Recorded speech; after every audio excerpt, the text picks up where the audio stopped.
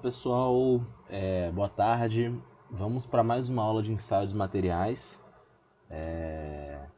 Hoje a nossa aula é sobre ensaio de compressão, né? Na verdade, o nome aqui, agora que eu percebi que no título está ensaios de compressão, né?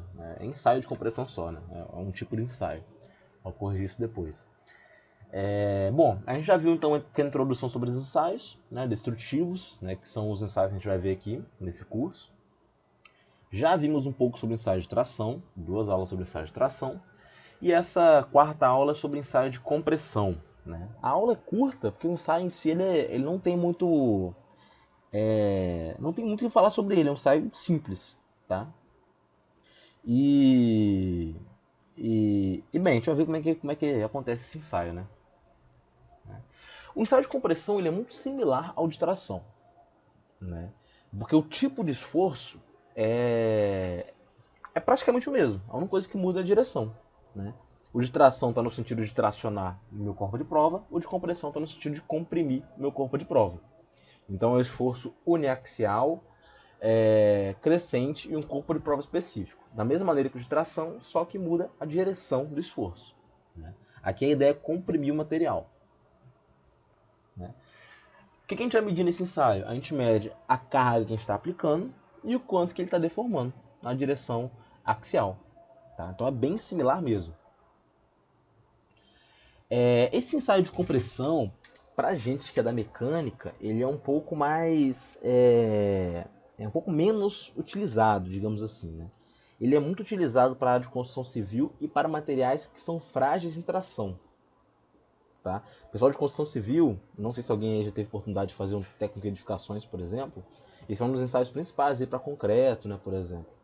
Né, que faz são, por exemplo, as colunas de um prédio, de uma casa, elas são sujeitas a compressão. Então, para avaliar como se comportam em compressão, tem que se fazer um ensaio de compressão.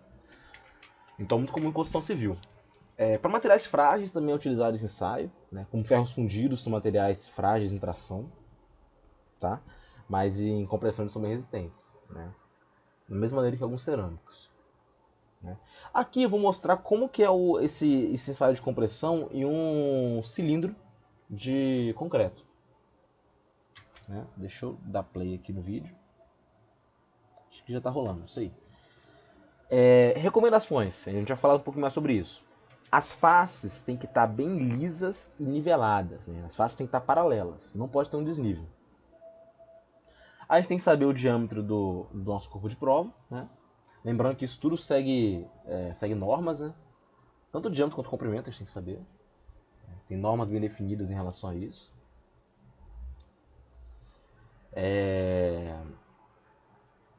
Faz essa preparação antes. É bom a gente colocar esse calço, digamos assim, de borracha nas pontas do corpo de prova, né, para ele fazer com que o carregamento seja distribuído igualmente naquela superfície. Então isso é interessante de se utilizar. Em alguns casos a gente utiliza lubrificantes também nessas áreas, né? Porque a tendência com a compressão é que o material ele aumente de diâmetro. Esse aumento de diâmetro ele é resistido pelo atrito. Então com o lubrificante eu atenuo esse problema, digamos assim, amenizo. Agora o ensaio está sendo realizado, né? Perceba que a carga está em libra-força, ela está aumentando. E está sendo marcado aí, né? A gente vai estar sendo marcado, tem um computador que está fazendo essa aquisição de dados. A gente vai ver, talvez demore um pouquinho, né? Que parte da superfície desse cilindro vai começar a aparecer umas rachaduras. Ó. Perceba que caiu um pedaço ali no canto, já está rachando aqui na parte mais do meio, né? E isso é efeito do próprio esforço de compressão. Tá? A maneira com que o material falha aqui é diferente da maneira que ele falha quando está em tração. Beleza? Então esse é o ensaio de compressão, ó, caindo pedaços ali. Isso tudo é sinal de que o material está se desfazendo, né? Tá falhando, tá bom? Tem rachaduras se formando aqui. Claro, se eu aumentar ainda mais a carga, isso vai ficar mais evidente ainda. Né? Quando eu vejo esse exemplo aqui de um ensaio no concreto que está descascando como evidência de falha, Eu lembro de um vídeo, agora eu não lembro, agora não tô lembrado de onde que é, mas eu acho que é no Ceará. Acho que é algum estado do Nordeste. De um prédio que caiu, né? Aí foram observar, acharam estranho porque fizeram uma vistoria no mesmo dia e o prédio caiu naquele mesmo dia, né? O que aconteceu? O engenheiro foi lá observar como é que estava a estrutura das colunas e viu que tinha uma grande parte descascando, né? Isso foi registrado nas câmeras de vídeo monitoramento do prédio. E assim, nessas câmeras foi visto que o engenheiro estava tinha algum técnico, né, alguém que estava trabalhando para ele, que estava a serviço, né, e ele pediu para o cara marretar, né, essa coluna para tirar essa parte que está descascando, né, o que é totalmente contra o que é indicado, né, totalmente assim, não é aconselhável fazer. Ele fez tudo que não deveria fazer nesse caso. E aí aconteceu isso, né? Aconteceu isso. Ele tirou, ele descascou mais ainda, ajudou a descascar mais ainda. Saiu, achou que tinha resolvido o problema, não sei qual foi o parecer dele, né? Mas não deve ter sido nada grave, porque todo mundo continuou no prédio. E aí depois, no mesmo dia, mais tarde, o prédio caiu, né? Essas colunas falharam e o prédio veio a cair, né? Não sei se teve vítimas, né? Mas é um caso grave, né? Uma coisa que é importante a gente sempre lembrar é que a falha, ela pode acontecer, né? O material falhar é algo comum, né? O material, dependendo da situação, ele vai falhar. O que não pode acontecer é ele falhar de maneira que a gente não consiga prever. A falha para a gente tem que ser previsível, né? Por exemplo, se a coluna de um prédio vai falhar, vai cair, eu tenho que ter sintomas disso antes que isso aconteça, tá? Porque para eu, através da minha inspeção periódica, verificar como é que está a situação, se tiver ruim, se eu ver que tem indícios que vai falhar em breve, eu tenho que tomar medidas aí de contravenção, né? Esse é o papel aí que o engenheiro deve fazer, né? Isso sem entrar no mérito de civil ou mecânico, etc, né? Isso é bem importante, né? Quando vocês estiverem fazendo matéria de manutenção, eu acho que mais pro final do período, né? Final do curso, né? Vocês vão ver que é muito importante ter esse bom senso, né? A gente fazer inspeção periódica nos equipamentos, verificar se está tudo ok. Por exemplo, mancagem de rolamento, né? Rolamento. Tem que verificar se está aumentando a temperatura, se está tendo muita vibração, se está fazendo barulho, fazer análise do lubrificante dele, né? Ver se está tendo muita partícula no lubrificante. Então, esse tipo de inspeção nos ajuda a prolongar a vida útil de vários equipamentos. Tá? E isso também vale no caso de estruturas, componentes estruturais, digamos assim. Beleza? Bom, os resultados numéricos obtidos em site de compressão, eles são similares àqueles obtidos na tração, né? Só que a gente sabe que a carga, né, ela está indo para o lado negativo, né? Então é um pouquinho diferente de formato. Esses resultados podem ser influenciados por temperatura, velocidade de deformação, anisotropia, que para quem não lembra é a direcionalidade das propriedades, a questão das propriedades serem independentes de direção. Tem a questão do tamanho de grão, que também vai influenciar, né? O ensaio de compressão ele pode ser realizado na máquina universal de ensaios, que é a mesma máquina de tração, né? Só que tem que ter adaptações, né? Tem que ter duas placas lisas, que são os cabeçotes, né? E eu tenho que ter uma superfície totalmente perpendicular ao eixo de aplicação da carga, né? Um dos cabeçotes pode ficar fixo e o outro fica móvel, né? Então, uma base fixa, a outra móvel, empurrando o meu corpo de prova para baixo, fazendo de fato a compressão. Como está exemplificado aqui, né? Aqui na imagem mais à esquerda, a gente tem uma corpo de prova antes da compressão, no azulzinho aqui. E a direita, o azul da direita, a imagem azul da direita, é o corpo de prova depois que foi comprimido. Ao contrário da tração, o que acontece aqui? O diâmetro do corpo de prova vai aumentar e o comprimento diminui. Então ele vai ficar achatado, né? Vai ficar mais gordinho ali com o corpo de prova. Beleza? Isso acontece durante a compressão. A área da seção transversal vai aumentar e o comprimento diminui, né?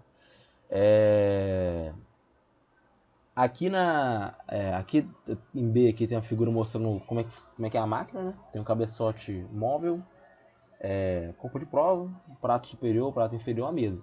Lembrando que é muito importante esse paralelismo entre as faces do corpo de prova, né? E aqui na direita é uma máquina real, como é que funciona aqui, tá?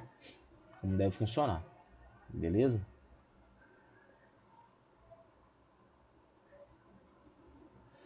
Para o caso de ensaio em materiais frágeis, como ferro fundido ou concreto, a fratura ocorre preferencialmente em plano a 45 graus do eixo de aplicação da carga, né? Em geral com pequena deformação do diâmetro, né? O material frágil não vai ter muita deformação, né? A fratura vai ocorrer num plano a 45 graus do eixo, aproximadamente, preferencialmente, né? Para material dúctil, em função do atrito entre a placa de aplicação de carga e o corpo de prova, vai acontecer um fenômeno chamado embarrilhamento, né, onde a gente vai ter uma deformação pronunciada no centro do comprimento do corpo de prova. O que vai acontecer? Essa situação que eu mostrei aqui antes, da área da seção transversal ela aumentar, o comprimento diminuir, é uma situação ideal, que não considera o atrito, né? O atrito ele é um problema muito sério aqui nesse ensaio de compressão, porque acontece o seguinte: quando eu aplico uma carga de compressão, a tendência é que todo o diâmetro do corpo de prova aumente. Só que esse diâmetro ele não vai aumentar igualmente, porque nas faces do corpo de prova, que são em contato com a máquina, eu tenho atrito. Esse atrito vai agir no sentido de atrapalhar com que o diâmetro aumente. Então o que vai acontecer? A parte central do corpo de prova ela vai ter um aumento maior do diâmetro, né? Parte central. E as partes em contato vão aumentar menos, fazendo com que o corpo de prova tenha um formato parecido com o de barril, né? Onde as faces têm um diâmetro menor do que o centro, né? Como está mostrado aqui nessa imagem, né? Na parte mais à direita, né?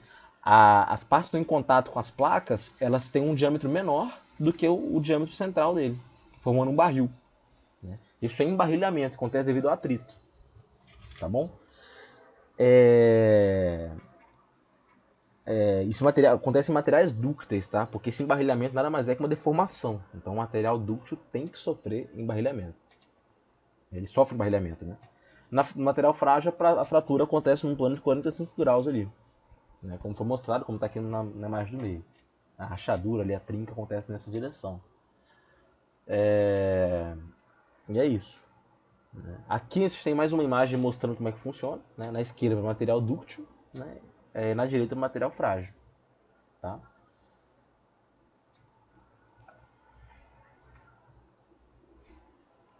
No ensaio de compressão, a gente tem que tomar algumas precauções, né, em como esse ensaio deve ser realizado, né? A principal preocupação, a principal precaução deve ser com o dimensionamento do corpo de prova. Tudo bem? Deve haver uma relação entre comprimento e seção transversal ótima, né? Então pensem comigo, comprimento do corpo de prova e seção transversal inicial do corpo de prova. Eles têm que ser bem relacionados, né? Então, agora eu quero que vocês pensem um pouco comigo. Imagina um corpo de prova muito comprido e fino. Quando eu comprimir, o que vai acontecer? Ele vai sofrer a flambagem, né? Não sei se já fizeram resistência a materiais, acredito que alguns tenham feito, outros estão presos lá nessa matéria ainda, outros vão continuar presos por um tempo, mas o que é a flambagem, né? É o encurvamento devido à flexão, né? Então, se o corpo de prova ele for muito comprido e de seção transversal pequena, ele vai sofrer flexão, tá bom? Isso é um problema muito sério. Então, isso tem que ser otimizado, né? Tem que ter uma relação. Isso aqui, quando a gente quer otimizar isso, a gente tem que usa como base essa razão L0 em relação a D0, né? Essa razão deve ser de 3 a 8 para se evitar a flambagem, né? Então, a flambagem, ela de fato vai ocorrer e tem essa razão aí que a gente tem que seguir. Esse valor de comprimento inicial dividido por diâmetro inicial tem que estar entre 3 e 8 para que não ocorra flambagem, como está mostrado na direita aí, né? O que acontece na flambagem? Esse encurvamento devido à flexão, né? Em casos muito extremos, onde o material é muito dúctil, a gente tem que usar uma razão menor, tá bem? Porque a deformação vai ser bem acentuada. Outra condição que pode levar à flambagem, além desse mau dimensionamento do corpo de prova, é a questão da falta de paralelismo entre as placas do equipamento, né?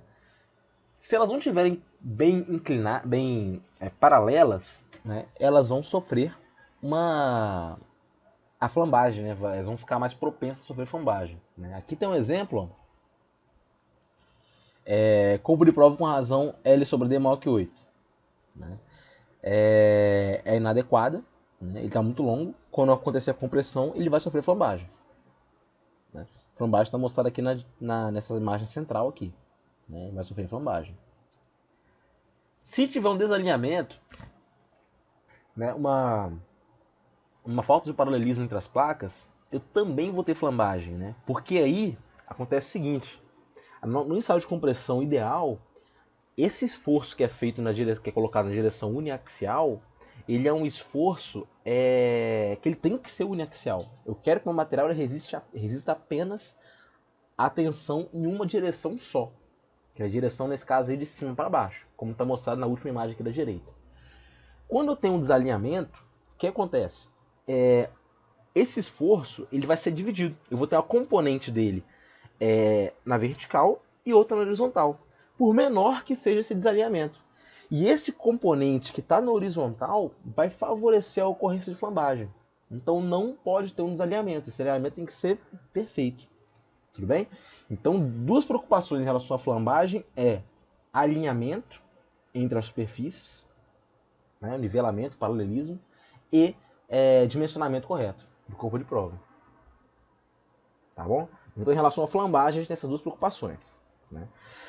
Aí, quando estou dando essa matéria na sala de aula, né, sempre tem alguém que levanta a mão e pergunta: professor, se quanto mais comprido for o corpo de prova, mais provável acontecer a flambagem, né, com o mesmo diâmetro, então quer dizer que eu tenho que ter corpo de prova muito pequeno, muito curto. Isso é verdade? Né? Isso não é verdade. A gente vai ver isso por que agora. Né? A gente tem outra preocupação nesse ensaio, além da flambagem, que é o atrito gerado entre o corpo de prova e as placas. É aquela questão que eu falei, né? Esse atrito gerado vai gerar o embarrilhamento. Né? Quando ocorre a compressão de um material dúctil, ele vai se expandir radialmente. Né? Nas faces que estão em contato com a placa, essa expansão vai ser controlada, vai ser atenuada pelo atrito. Contudo, as faces do corpo de prova que estão em contato direto com as placas sofrem resistência devido ao atrito. Né?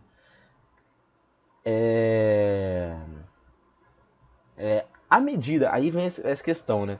O atrito ele age na face, mas a parte central ela não sofre tanto com o atrito. Ou seja, tem um limite ali de até onde esse atrito vai influenciar. Tudo bem? Então, à medida que a gente afasta das placas, tanto de cima quanto de baixo, o material vai escoar na direção radial sem constrição, né? Atingindo o máximo escoamento no centro do comprimento do corpo de prova. Então, no meio do corpo de prova, ele vai sofrer uma grande deformação. Né? Vai deformar muito radialmente. Né? O diâmetro vai aumentar bastante. À medida que nas faces vai aumentar menos. Isso vai conduzir a um perfil em forma de barril. Né? Então, o fenômeno de embarrilhamento é isso. Né? Embarrilhamento é essa variação na seção transversal devido ao atrito que age nas superfícies de contato do corpo de prova no ensaio de compressão. Tá bem? E aí acontece o seguinte: esse atrito que é gerado na superfície, ele vai formar uma região, né? Região de contato com as placas, que vai ser criado um estado triaxial de tensão. Né? O estado de tensão ali vai ser um pouco mais complexo do que aquela tensão uniaxial que a gente previa. Né? E aí acontece o seguinte: na parte de cima, perto da parte de cima, parte superior, eu vou ter a região ali onde eu vou ter essa região de estado triaxial de tensão. E na parte de baixo também. Né? Então a gente tem que ter a preocupação na hora do dimensionamento para que essas regiões não se cruzem. Ou seja, o corpo de prova tem que ser grande o suficiente para essas regiões não deformadas, digamos assim, elas não se cruzarem, né, à medida que a carga é aplicada. Né? Porque se elas se cruzarem, vai haver necessidade de mais força para ter deformação. E essa curva de tensão-deformação ela vai ficar inadequada, ela vai se inclinar para cima, ela vai sofrer uma influência negativa. Tudo bem? Então, aí vem aquela questão que eu falei antes. Pensando para lado da flambagem, é melhor ter um comprimento pequeno. Uma razão L sobre D pequena. Do ponto de vista do embarrilhamento, é bom ter uma razão L sobre D grande. Né? Então a gente tem que alcançar o quê? Um ponto ótimo entre esses, tá bom? Entre um comprimento muito pequeno em relação ao diâmetro e um comprimento muito grande em relação ao diâmetro. Tem que ter um ponto ótimo ali. Aqui, vocês conseguem ver as regiões triangulares, tanto em cima quanto embaixo no corpo de prova, são regiões onde eu tenho a região não deformada, digamos assim. Né? Que aqui está escrito como perfil da tensão de cisalhamento no corpo do material ao longo do eixo longitudinal. Que essa tensão esse estado triaxial de tensão está basicamente nessa região triangular aqui, tanto em cima quanto embaixo. Essas regiões não podem se encontrar. Tá bom? Estou passando o mouse aqui em cima, né? Essas setinhas estão uma em direção à outra aqui dentro, né? Meio que triangular embaixo, triangular em cima.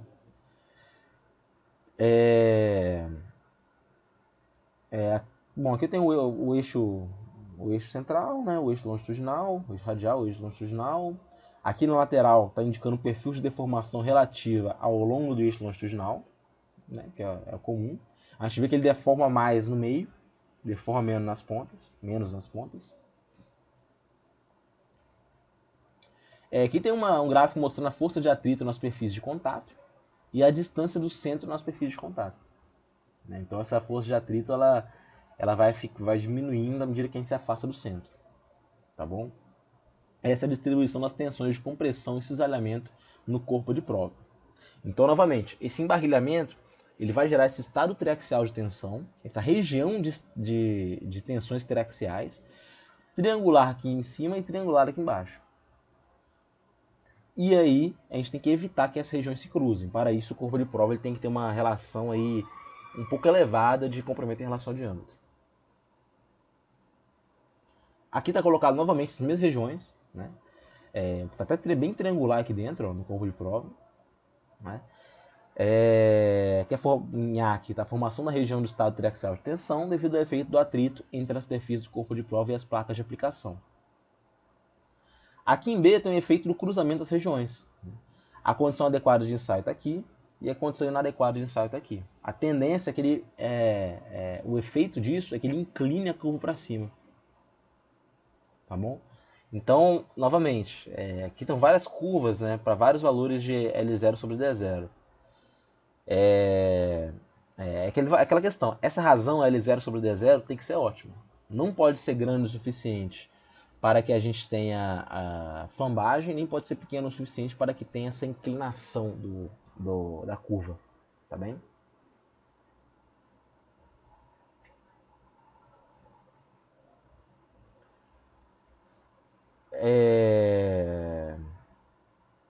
Então, foi o que eu falei aqui, né?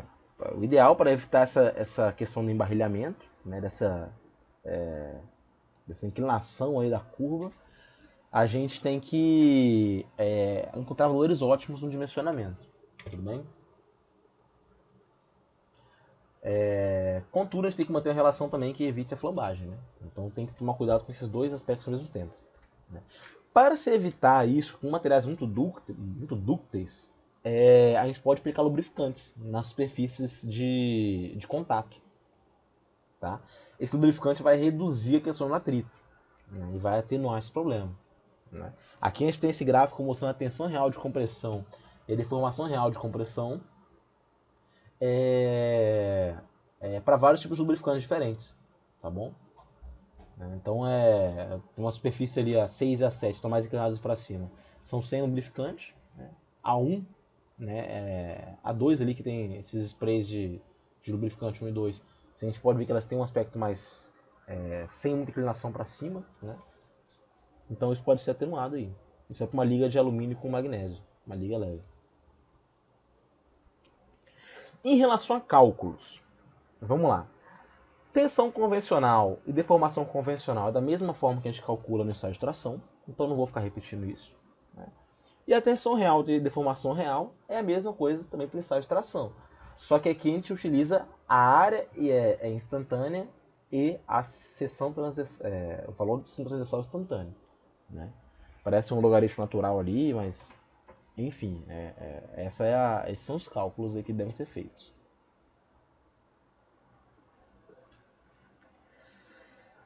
Limite de escoamento da compressão.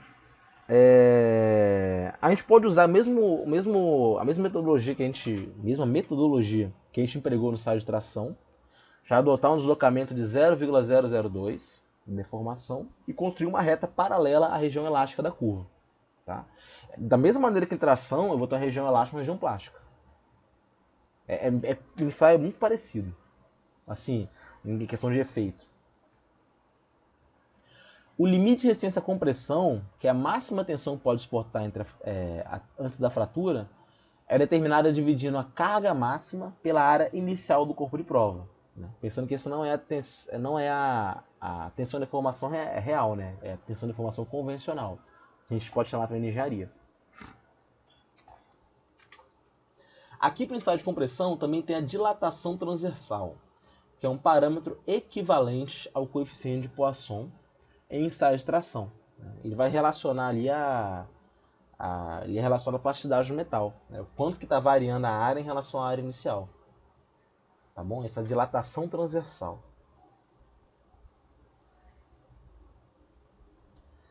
É importante falar que esse ensaio ele é raramente utilizado em materiais muito dúcteis, né?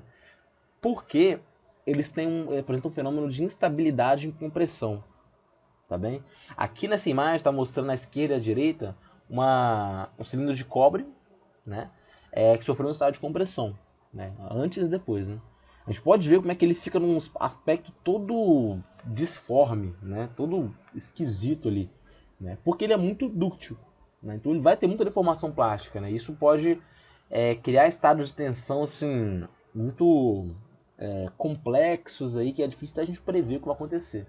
Então ele cria um formato todo esquisito, então não é legal fazer ensaio de compressão em materiais muito dúcteis, tá bem?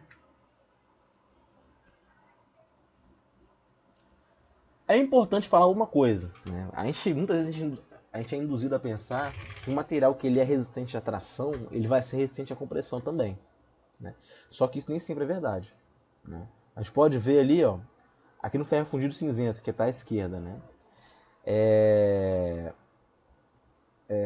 E o concreto também à direita, né? Os dois são bem parecidos, né? O ensaio de compressão e de tração, né? Claro que ali tá usando o módulo da compressão, né? Mas enfim. Você pode ver que a resistência dele à compressão é muito maior, né, do que a resistência à tração. Isso também vale para o concreto. Na verdade, no concreto isso é muito mais evidente.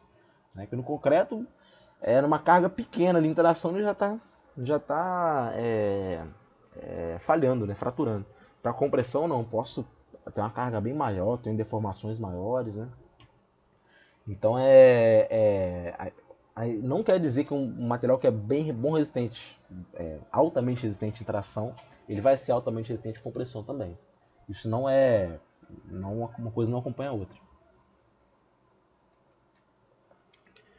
É importante falar que a curva tensão-deformação ela vai ser diferente para material cristalino e não cristalino, tá bem? Aí aqui eu tenho algumas imagens A, B e C, né? Tá meio colocado meio solto aqui no slide, né? A ideia é mostrar que realmente a curva é diferente, material cristalino e não cristalino.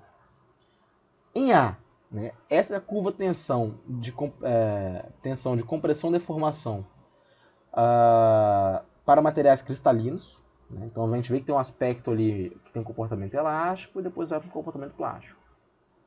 A gente pode ver que tração e deformação tem comportamentos quase espelhados, digamos assim. Né? Aqui em B, a gente tem a curva tensão de compressão por deformação para elastômeros, né, que são materiais parcialmente cristalinos. Né? A gente vê que Em tração a curva tem um formato, né, o campo elástico é bem maior do que na compressão. Né? Em compressão olhando a setinha para baixo. Né? E aí a gente vê isso aqui. Tá bom? É bem diferente. É um material parcialmente cristalino. Em C, a gente tem a curva de tensão de compressão por deformação para substâncias como a madeira, né? Que já não tem essa cristalinidade. Né? Então a gente pode observar que a curva está totalmente diferente. Né? Então, para materiais cristalinos mesmo, as curvas elas tendem a ser espelhadas. Né? Mas isso não quer dizer também, como eu falei, não quer dizer que a resistência em tração vai ser igual à resistência em compressão. Né? Estou me referindo mais à parte inicial da curva, que é a parte elástica, tá bom? E é isso, gente. Para finalizar, então, nosso ensaio de compressão, né? Antes de terminar, o que eu quero saber no ensaio de compressão que eu acho importante para a prova? Como evitar flambagem, o que é flambagem, o que é o embarrilhamento, como evitar o embarrilhamento, entender um pouco a semelhança desse ensaio de compressão com o ensaio de tração, que são muito semelhantes, né? Eu só mudo a direção da carga, né? É claro que vai ser bem diferente. Eu gostaria de saber também aí qual é a diferença de comportamento em compressão de um material frágil de um material dúctil, né? Quais são os problemas que materiais dúcteis podem ter no ensaio de compressão, quais são os cuidados que a gente tem que tomar de paralelismo entre as faces, de possivelmente lubrificar aí as faces também. Colocar aqueles calços, como está no vídeo, é também interessante, né, para distribuir realmente de maneira uniforme o esforço naquela área. Então esses são pontos interessantes para se tocar em relação a esse ensaio de compressão. Da mesma maneira que o comportamento quando a gente tem material cristalino ou não, né? Enfim, né? O ensaio de compressão é isso, é um ensaio relativamente simples, né? É parecido demais com o ensaio de tração. Ele é mais incomum quando se trata de metais, né? Mas é isso, gente. Aqui eu botei desafio 3, mas esse é o 4, né? Agora que eu tô lembrando, acho que esse é o desafio 4. Né? Porque essa é a nossa quarta aula. O primeiro desafio foi do ensaio não destrutivo. O segundo foi método de calcular a rigidez por vibração. O terceiro foi sobre o ensaio de tração. E esse aqui é o quarto. Né? Explicar como pode ser determinada a taxa de deformação no ensaio de compressão e qual é a sua relação com o comprimento do corpo de prova. Esse é o primeiro ponto. Em seguida, explicar o que é sensibilidade à taxa de deformação e como ela pode ser determinada, né? E como ela se relaciona com o ensaio de compressão. Né? Então, contextualizar esse conceito de sensibilidade à taxa de deformação. E por último, explicar a dependência da tensão com a temperatura para uma determinada deformação e uma taxa de deformação específica. Eu sempre coloco não poupe detalhes, porque eu não gosto de respostas muito preguiçosas, né, nesses desafios. Né? Então eu quero que vocês escrevam bem. Uma dica, no livro básico, que é o nosso livro da Mauri Garcia, a gente tem dentro do capítulo de ensaio de compressão, tem uma seçãozinha que ele explica isso tudo aí. Né? Então vocês se baseiam por ela e expliquem o que está escrito ali. Tem a parte de cálculo, que eu quero que vocês falem também. Né? E é isso, tá? Não tem nada demais aí. Tá tudo bem descrito no nosso livro de texto. Beleza? Então, gente, é isso aí. Tenha uma boa semana. Qualquer dúvida, mandem mensagem, tá? Eu coloco um horário de Skype para tirar dúvida, de Skype, só que aquilo é mais a formalidade. Que a gente tem que ter um horário separado para tirar dúvida, tá? Mas, se vocês quiserem mandar mensagem no WhatsApp, qualquer horário, assim que eu puder, eu respondo. Beleza? É isso aí, gente. Até mais. Valeu!